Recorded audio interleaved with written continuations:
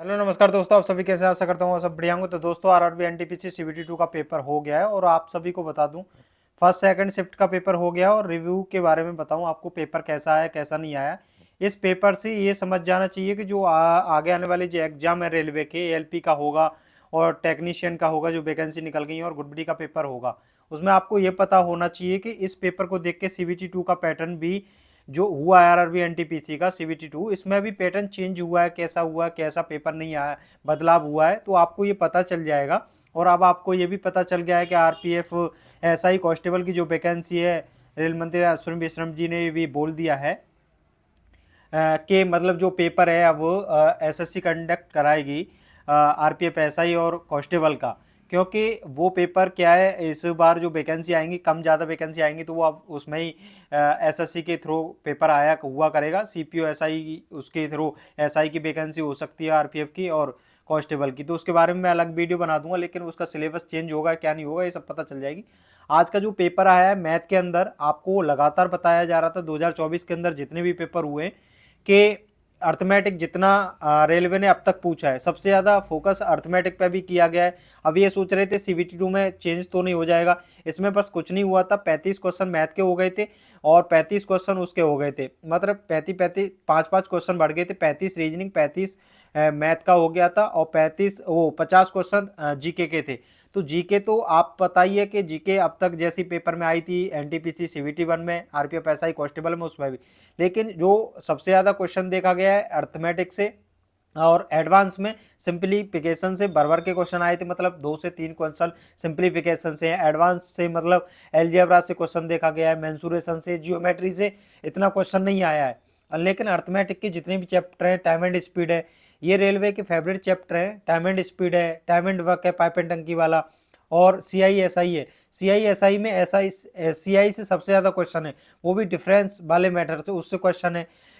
Profit and loss है, time and work वाला बता दिया, पाइप एंड टंकी है, रेशियो वाला है, और सिंप्लीफिकेशन, एलजेब्रा। एलजेब्रा से क्वेश्चन वही द्विघाती समीकरण वाले क्वेश्चन पूछे जाते हैं, और X plus one upon X equal to N वाला जो ये वाला क्वेश्चन, और एलजेब्रा के A Q plus B Q, ये वाले फॉर्मूले अगर आपको याद है एडवांस के अंदर।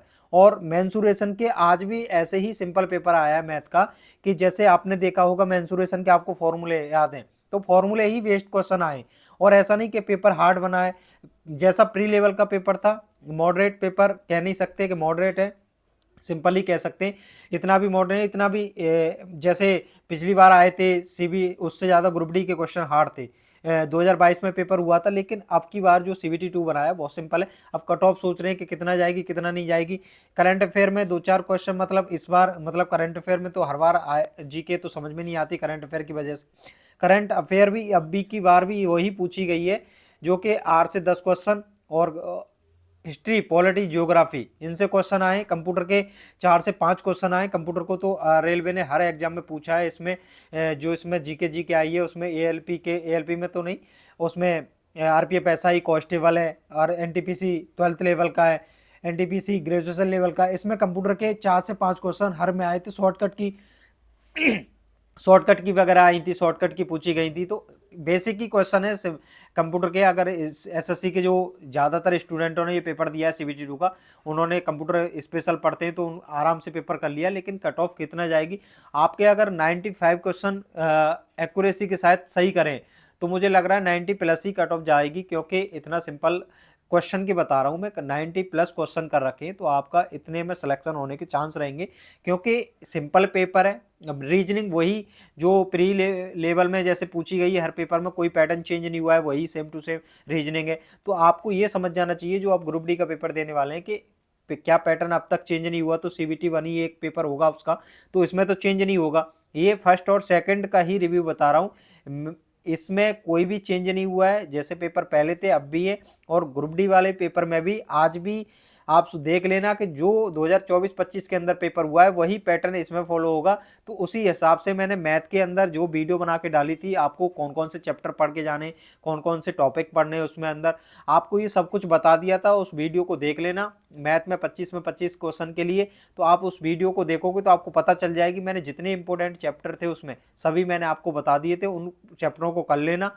सबसे पहले अर्थमेटिक पे ध्यान देना, अर्थमेटिक के थोड़ा हार्ड क्वेश्चन इसलिए बन जाते हैं, कैलकुलेशन हार्ड इसलिए हो जाती है क्योंकि उसमें कैलकुलेटिव भी क्वेश्चन बनते हैं, थ्योरी बेस्ड क्वेश्चन आते हैं, वैल्यू ज़्यादा हार्ड आती है, तो इतना एडवांस में नहीं है। एडवांस में क्या है, फॉर्मूले याद है तो सिंपल फॉर्मूले में पुट करा आंसर आ जाता है, लेकिन अर्थमेटिक के, प्रॉफिट एंड लॉस के और सीआई के सबसे ज़्यादा हार्ड क्वेश्चन बनते हैं। ऐसा ही ग्रुप डी के अंदर ऐसे ही क्वेश्चन आएंगे।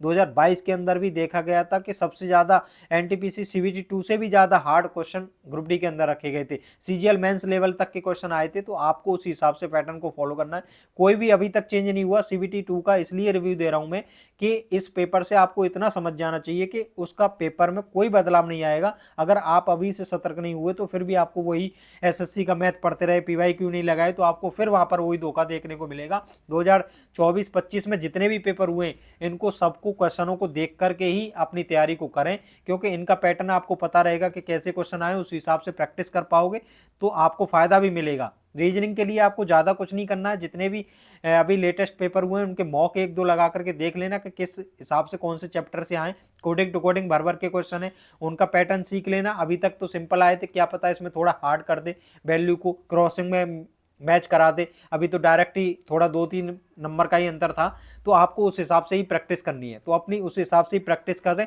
और कट ऑफ के लिए मैं इसमें सीबीटी 2 के लिए वीडियो बना दूंगा, जितने भी अभी पेपर हुआ है कल वीडियो आ जाएगी, उसके लिए आपको घबराना नहीं है। ज़्यादा कट ऑफ इसलिए जा सकती है थोड़ा कि पेपर सिंपल आया है, जिस हिसाब से सीबीटी 2 का पेपर हुआ है उस हिसाब से देखा जा रहा था कि पेपर बहुत हार्ड आएगा। मैथ रीजनिंग तो सभी स्टूडेंट इतना बता रहे हैं कि बहुत ही ज़्यादा सिंपल है, लेकिन जीके के अंदर जो नेगेटिव करके आएंगे क्वेश्चन वहां से मार्क्स कट सकते हैं, इसलिए थोड़ा कम जा सकती है। लेकिन जीके के अंदर current affair, ST, polity, geography, polity वगैरह फिर भी स्टूडेंटों ने कर ली है, हिस्ट्री के एक दो क्वेश्चन फिर भी कर लिया है, लेकिन वहां करंट अफेयर में फिर भी हवा नहीं लगी। और कंप्यूटर जो पढ़ के गया है वो उसी ने कर पाया, कंप्यूटर भी समझ में नहीं आया, कंप्यूटर के क्वेश्चन शॉर्टकट की वगैरह वैसे नहीं दे रहे जो कि सिंपल पूछी जाती है। तो उस हिसाब से पेपर आया, उस हिसाब से अपनी तैयारी करते रहे। और कंप्यूटर के क्वेश्चन आरआरबी ग्रुप डी के अंदर नहीं आपको देखने को मिलेंगे, तो इस हिसाब से आप स्पेशल कंप्यूटर पर टाइम ना दें। यहाँ आपको साइंस मिलेगी देखने को लिए। मेरा रिव्यू देने का कारण था कि मैथ रीजनिंग के लिए बताना था कि अभी तक ऐसा पैटर्न चल रहा है, वही पैटर्न इसमें फॉलो होगा, तो उसी को ही फॉलो करते रहें, ठीक है। बाकी नमस्कार, मिलते हैं अगली वीडियो में, धन्यवाद।